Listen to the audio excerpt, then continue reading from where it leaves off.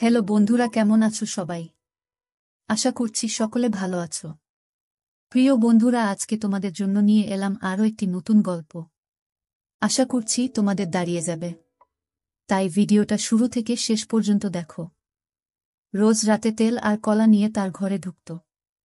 কিছুক্ষণ পর সে যখন ঘরের বাইরে বের হতো তখন তার পুরো শরীর ঘামে ভিজা থাকত। এই কাজটা সে বাড়ির সকলকে লুকিয়ে করত, কিন্তু আমি তার সবকিছুই দেখতে পেতাম, কারণ ওই সময় আমি রান্নাঘরে কাজ করতাম। এটা তার প্রতিদিনের ঘটনা ছিল। ও তেল আর কলা নিয়ে কি করত এটা জানার জন্য আমি একদিন ওর ঘরে লুকিয়েছিলাম। কিছুক্ষণ আগেও ঘরে ঢুকেছে। এরপর আমি যা দেখলাম সেটা দেখে আমার পায়ের তলা থেকে মাটি সরে গেল, কারণ আমার নাম সাবিনা আক্তার।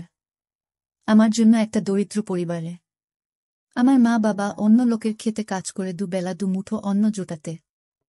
আমি আমার বাবা মায়ের একমাত্র সন্তান ছিলাম। টাকা পয়সার অভাবে তারা আমাকে লেখাপড়া শেখাতে পারেনি। আমাদের কোনো রকমে দিন কাটত। আমার বয়স ছিল 11 বছর। মা বাবাকে সারাদিন কাজ করতে দেখে আমার খারাপ লাগত, আর তাই আমি ওদের সাথে কাজ করতে চলে যেতাম। কিছুদিন পর বাবার খুব শরীর খারাপ হয়।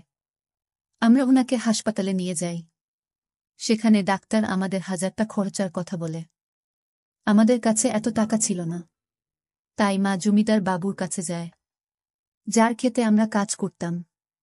মা জমিদার বাবুর কাছে আঁচল ছড়িয়ে ভিক্ষা চায়, কিন্তু জমিদারবাবু এত টাকা দিতে রাজি হয় না।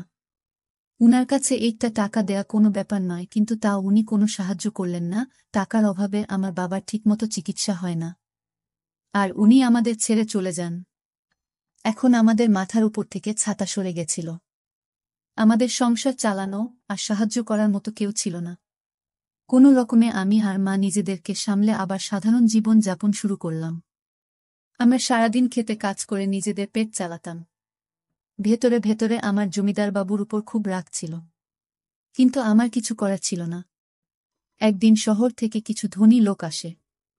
তারা জন্মদিন পালন করার জন্য গরিবদের ভোজ খাওয়ায়। আমরা তো এটাও জানতাম না যে আমাদের জন্মদিন কবে, কিন্তু বড়লোকদের ভোজ খেয়ে আমরা তাদেরকে আশীর্বাদ করি। এইভাবে বেশ কিছুদিন চলল। হঠাৎ একদিন মাও এই পৃথিবী ছেড়ে চলে গেল। মা আমার শেষ আশ্রয় ছিল। এখন আমার কেউ নেই। আমি খুব ভেঙে পড়েছিলাম। এই অবস্থায় আমার কাকা কাকিমা আমাকে তাদের বাড়িতে নিয়ে যায়। কিন্তু কাকা কাকিমা কখনোই নিজের মা বাবা হয়ে উঠতে পারে না। এই কথাটা আমি তাদের বাড়িতে পা রাখার পরই বুঝতে পেরেছিলাম। তারা তাদের নিজের মেয়েকে ভালো খাবার দিত, ভালো জামাকাপড় দিত, আর আমাকে দিয়ে বাড়ির সব কাজ করাত। আমার সাথে ভালো করে কথা বলা তো দূরে থাক, আমার দিকে ফিরেও তাকাত না। কিন্তু আমি এটাকে নিজের ভাগ্য মনে করে মেনে নিয়েছিলাম। একদিন আমি যখন বাসন মাজছিলাম তখন কাকা শহর থেকে ফিরে আসেন। এসে আমার কাকিকে বলেন যে শহরের একটা বাড়িতে কাজের মেয়ে দরকার। আমরা বরং সাবিনাকে সেখানে কাজ করতে পাঠিয়ে দিই। সাবিনা ওখানে কাজ করবে, আর আমাদের হাতে টাকা আসবে। আমার কাকিমা এই কথাটা শুনে খুব খুশি হন। আর হবে নাই বা কেন, কিছু না করে টাকা পাওয়া যাবে যে। পরের দিন কাকা আমাকে শহরে নিয়ে আসেন, আর একটা বড় বাড়িতে নিয়ে যান, যেখানে একজন মহিলা, তার 2 কন্যা সহ মোট 3 জন একসাথে বসেছিল। কাকা ওনাকে সালাম করেন, আর আমার দিকে ইশারা করে বলেন যে আজ থেকে আপনার বাড়ির সব কাজ এই মেয়েটা করবে। আমি ওকে সকালে এখানে দিয়ে যাব, আর বিকেলে ফেরত নিয়ে যাব। সেই ম্যাম সাহেব আমার দিকে তাকিয়ে জিজ্ঞেস করেন যে আমি তার বাড়ির সব কাজ করতে পারব কিনা। আমি মাথা নাড়ালাম। আমি জানতাম যে এত বড় বাড়ির সব কাজ একা হাতে সামলানো খুব একটা সহজ হবে না, কিন্তু আমার রাজি হওয়া ছাড়া আর কোনো উপায় ছিল না। কাকা কাকিমার ভয়ে আমাকে রাজি হতে হলো। সেই মালকিন আমাকে সব কাজ বুঝিয়ে দিলেন, আর আমি রান্নাঘরে কাজ করতে শুরু করলাম।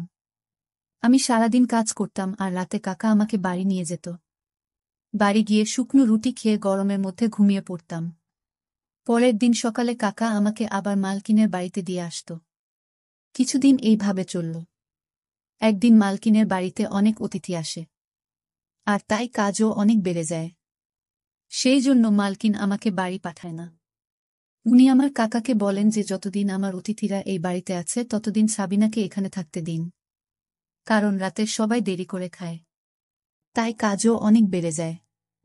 কাকা আমাকে না নিয়ে বাড়ি ফিরে গেল। আমি অনেক রাত অবধি কাজ করতাম। আর মালকিন তার বাড়িতে থাকার জন্য আমাকে একটা ঘর দিয়েছিলেন। কাকা কাকিমার বাড়িতে থাকা থেকে আমার এখানে থাকতে বেশি ভালো লাগত। কারণ এখানে আমি ভালো খাবার পেতাম। আমার শোবার ঘরে পাখা ছিল। তাই আমাকে আর গরমের মধ্যে ঘুমাতে হতো না। কিন্তু আমি যখনই মালকিনকে তার মেয়েদের সাথে দেখতাম তখনই আমার নিজের মায়ের কথা মনে পড়ে যেত। এইভাবে কয়েকটা দিন কেটে গেল। মালকিনের অতিথিরা ফিরে গেল, কিন্তু মালকিন আমাকে বাড়ি পাঠালেন না। তিনি আমার কাকাকে পরিষ্কার করে বলে দিলেন যে সাবিনা এখন থেকে এখানেই থাকবে। মালকিন আর তার ছোট মেয়ের সাথে আমার ভালো সম্পর্ক গড়ে উঠেছিল। উৎসবের দিন মালকিন আমাকে নতুন জামাকাপড় দিতেন। ওনার ছোট মেয়েটি খুব ভালো ছিল। আমার সাথে খোলা মনে মিশত। কিন্তু ওনার বড় মেয়েটি একটু রাগী ছিল। সে আমার সাথে বাড়ির কাজের লোকের মতো ব্যবহার করত। আর আমার সাথে ঠিক করে কথা বলত না। একবার মালকিন আর তার মেয়েদের একটা বিয়ের ফাংশনের জন্য 3 দিন বাড়ির বাইরে থাকতে হয়। যাবার আগে মালকিন আমাকে তার বাড়ির দায়িত্ব দিয়ে যান। বলে যান যে তার বাড়ির খুব ভালো করে দেখাশোনা করতে। আমি অনেক দিন ধরে ওদের দেখাশোনা করছিলাম। তাই ওরা আমাকে বিশ্বাস করত। আমি বললাম যে এত বড় বাড়িতে আমার একা থাকতে ভয় লাগবে। তাই মালকিন আমার কাকাকে ডেকে পাঠান আর বলেন এই 3 দিন আমার সাথে এই বাড়িতে থাকতে। কাকার সঙ্গে সঙ্গে রাজি হয়ে যায়। আর মালকিনরা বেরিয়ে পড়ে। আমি কাকা আর আমার খাবার বানালাম আর খেয়ে শুয়ে পড়লাম। রাত 12টার সময় কাকা ঘুম থেকে উঠে ঘরের দরজা খুলে বাইরে বেরিয়ে গেল। দরজা খোলার আওয়াজে আমার ঘুম ভেঙে যায়। ভাবলাম কাকা হয়তো জল খেতে রান্নাঘরে গেছে। কিন্তু বেশ কিছুক্ষণ পরে যখন উনি ফেরত এলেন না, তখন আমি কাকা কি করছে দেখার জন্য ঘরের বাইরে বেরিয়ে এলাম। আমি কাকে এধার ওধার খুঁজতে লাগলাম। হঠাৎ আমি মালকিনের ঘর থেকে একটা শব্দ শুনতে পাই। আমি মালকিনের ঘরে উঁকি মেরে দেখি ওখানে আমার কাকা মালকিনের আলমারিতে কিছু একটা খুঁজছে। আমি জিজ্ঞেস করলাম কি খুঁজছেন কাকা?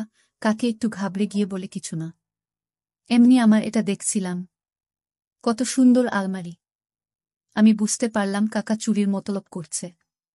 সে তার গ্রামে ছোটখাট চুরি প্রায় করেই থাকত।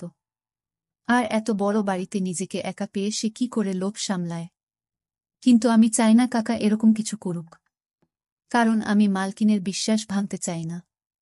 তারপর থেকে আমি কাকার উপর সারাক্ষণ নজর রাখতাম। আমি কখনো তাকে একা ছাড়তাম না। রাতে ভালো করে ঘুম হতো না। এইভাবেই 3 দিন কেটে গেল। আর মালকিন আর তার মেয়েরা বাড়ি ফিরে এলো। ওরা ফিরে আসার পর কাকা বাড়ি ফিরে গেল। মালকিন আমার জন্য কিছু জামাকাপড় নিয়ে এসেছিল, যেগুলো পেয়ে আমি খুব খুশি হলাম। একদিন রাতে যখন আমি রান্নাঘরে কাজ করছিলাম, তখন আমি মালকিনের ছোট মেয়েকে তার ঘরে তেল আর কলা নিয়ে যেতে দেখি। সে চুলের মতো লুকিয়ে লুকিয়ে তার ঘরের দিকে গেল যাতে কেউ তাকে দেখে না ফেলে। আমার জিনিসটা একটু অদ্ভুত লাগল।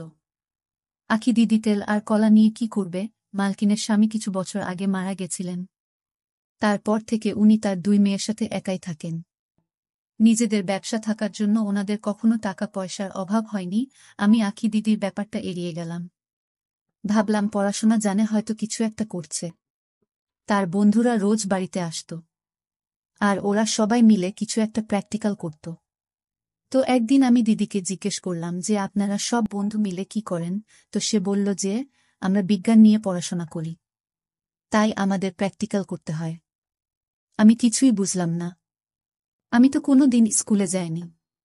তাই পড়াশোনার ব্যাপার আমি কি করে বুঝব?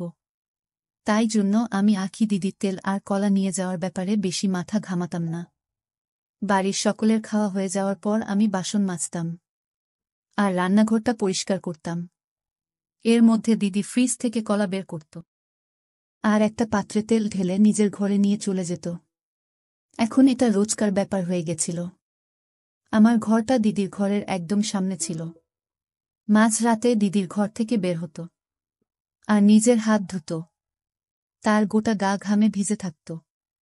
মাঝে মাঝে যখন আমার ঘুম আসত না, তখন আমার এসব চোখে পড়ত। রোজ আমি এসব দেখতে পেতাম না, কারণ যখন সে বাইরে আসত আমার চোখ লেগে যেত। এখন আর এই জিনিসটা আমার পড়াশোনার বিষয় মনে হচ্ছিল না, মনে হচ্ছিল অন্য কিছু।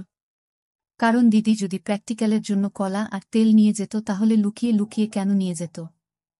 আর রোজ কেন নিয়ে যেত? সারাদিন আমার মাথায় এটাই ঘুরত যে দিদি তার ঘরে কি এমন করে। আমি মালকিনের সাথে এই ব্যাপারে কথা ভাবলাম। একদিন আমি মালকিনের ঘরে গেলাম আর দেখলাম উনি ফোনে কারো সাথে কথা বলেছেন। তাই আমি কিছু না বলে ওখান থেকে চলে এলাম। তারপর আমি ভেবে দেখলাম যে মালকিনকে বললেন শুধু শুধু বাড়িতে ঝামেলা হবে। তাই আমি ছেড়ে দিলাম। আর এই ব্যাপারটা নিয়ে মাথা ঘামানো বন্ধ করে দিলাম। একদিন আমার রাতে ঘুম আসছিল না। আমার মায়ের কথা খুব মনে পড়ছিল। আমি দেখি আখি দিদি তার ঘর থেকে বের হল। তার চোখে জল এসে যাচ্ছিল। আমি ঘর থেকে বেরিয়ে এসে দিদিকে জিজ্ঞেস করলাম, আপনি কাঁদছেন কেন? দিদি প্রশ্নটা এড়িয়ে যায় আর বলে, কিছু না, তুমি গিয়ে শুয়ে পড়ো। এই বলে সে তার ঘরে চলে গেল। আমার এই চিন্তায় সারারাত ঘুম হল না। ভাবতে লাগলাম যে কি এমন হলো যে সব সময় হাসিখুশি থাকা আখি দিদি এত রাতে কাঁদতে কাঁদতে ঘর থেকে বেরিয়ে এলো। সারাদিন আমার মাথায় একটাই চলতে লাগল, আখি দিদির তেল আর কলা নিয়ে ঘরে যাওয়া, মাঝরাতে ঘর থেকে বেরিয়ে এসে হাত ধোয়া সারা ঘামে ভিজে থাকা, তারপর এক রাতে কাঁদতে কাঁদতে ঘর থেকে বেরিয়ে আসা। আর সবথেকে বড় কথা, এসব কাজ লুকিয়ে করা। আমার কোনোটাই স্বাভাবিক মনে হল না। আমার দিদির উপর সন্দেহ হয়। ও কোনো খারাপ কাজ করছে না তো? পরের দিন দিদি কলেজে চলে যায়। আর বড় দিদিও তার কলেজে যায়। তখন আমি মালকিনকে চা দিতে গেলাম। আর ভাবলাম যে আখি দিদির ঘরটা একবার খুঁজে দেখি। দুপুরবেলা যখন মালকিন ঘুমিয়ে পড়ে তখন আমি আছি দিদির ঘরে যাই। কিন্তু ঘরে তো সেরকম কিছুই পেলাম না। সব জিনিস ঠিকভাবে রাখা ছিল। আমি বেরিয়ে এসে ভাবতে লাগলাম যে আসল ঘটনাটা কি। তখনই নাকি দিদিমার বড় দিদি কলেজ থেকে ফিরে আসে। আমি তাদের জন্য খাবার বানিয়ে দিলাম। কিন্তু আখি দিদি খেতে চাইল না। সকালেও সে ঠিক করে জল খাবার খায়নি। আমি অনেকবার করে বললাম যে দিদি খাবারটা খেয়ে নাও, কিন্তু সে রেগে যায় আর আমি চুপ করে যাই। কিছুক্ষণ পর আমি ভাবলাম যে দিদিকে একবার জিজ্ঞেস করি তার কি হয়েছে। কিন্তু তারপর মনে হলো যদি সে রেগে যায়, আমার আখি দিদির জন্য চিন্তা হয়। আমি যবে থেকে এই বাড়িতে এসেছি দিদি একবারও আমাকে বুঝতে দেননি যে আমি বাড়ির কাজের মেয়ে। সে আমায় কাকা কাকিমার থেকে অনেক বেশি যত্ন করেছে। কিছুক্ষণ পর আমার মাথায় একটা বুদ্ধি আসে। আমি যদি আজ রাতে আখি দিদির ঘরে লুকিয়ে থাকি তাহলে আমি সবটা জানতে পারব। আমি রাতে সবাইকে খেতে দিলাম, কিন্তু নিজে কিছু না খেয়ে দিদির ঘরে গিয়ে একটা কোণায় লুকিয়ে পড়লাম। আমি এমন সময়ে তার ঘরে ঢুকলাম যখন সে রান্নাঘরে তেল আর কলা নিতে গিয়েছিল। আমি লুকিয়ে লুকিয়ে দেখলাম যে দিদি তার ঘরে এলো আর ঘরের পেছনের দরজাটা খুলে দিল। আমার মনে পড়ল সেই দিন যখন আমি দিদির ঘরে এসেছিলাম, তখন এই দরজাটা আমার চোখে পড়েনি। হয়তো দরজাটার সামনে পর্দা লাগানো ছিল, তাই আমার চোখে পড়েনি। তারপর আমি দেখলাম যে দিদি ওই দরজা দিয়ে একটা মানুষকে ভিতরে ঢোকালো। আর তারপর যেটা হলো সেটা দেখে তো আমার পায়ের তলা থেকে মাটি সরে গেল। তখন হঠাৎ আমার হাতে চিন্তার যেটা আমার মা মেলা থেকে আমায় কিনে দিয়েছিল সেটা খুলে মাটিতে পড়ে যায়। সেই আওয়াজটা শুনে দিদি মনে হলো যে তার ঘরে আরও কেউ আছে। সে উঠে তার ঘরটা খুঁজে দেখতে লাগল। আর তখনই একটা কোণায় সে আমাকে দেখতে পেল। দিদি আমাকে দেখে ঘাবড়ে গেল আর রেগে গিয়ে বলল, তুমি এখানে কি করছো? এইভাবে লুকিয়ে আছে কেন? দিদির রাগ দেখেই আমি একটু ভয় পেলাম। বললাম, আমাকে ক্ষমা করবেন দিদি, আমি কোনো খারাপ উদ্দেশ্য নিয়ে এই ঘরে আসিনি। আমার আপনার জন্য চিন্তা হচ্ছিল, কারণ আজকাল আপনি ঠিক করে খাবার খান না। আর সেই দিন আপনি কাঁদতে কাঁদতে ঘর থেকে বেরিয়েছিলেন। তারপর আখি দিদি আমাকে সবটা খুলে বলল।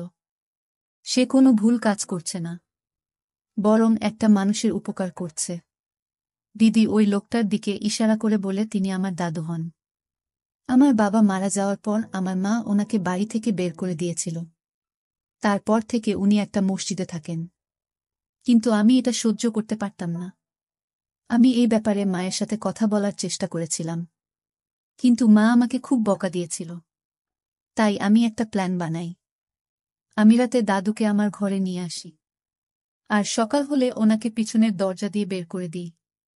আমি দিদিকে জিজ্ঞেস করলাম যে সে তেল আর কলা দিয়ে কি করে। দিদি বলে যে দাদুর লিভারের সমস্যা আছে, তাই সে বেশি খাবার খেতে পারেন না, তাই উনি একবেলা খাবার খান। সকালে কলেজে যাওয়ার সময় আমি ওনাকে খাবার দিয়ে যাই। রাতের বেলা উনি কিছু খান না, তাই আমি ওনাকে ফল খাওয়াতে শুরু করি। আর কলার সব থেকে প্রিয় ফল, তাই আমি রোজ রাতে উনার জন্য কলা নিয়ে আসি। আমি এসব লুকিয়ে করি যাতে মা আর দিদি কিছু জানতে না পারে। আর দাদুর হাঁটুতে খুব ব্যথা,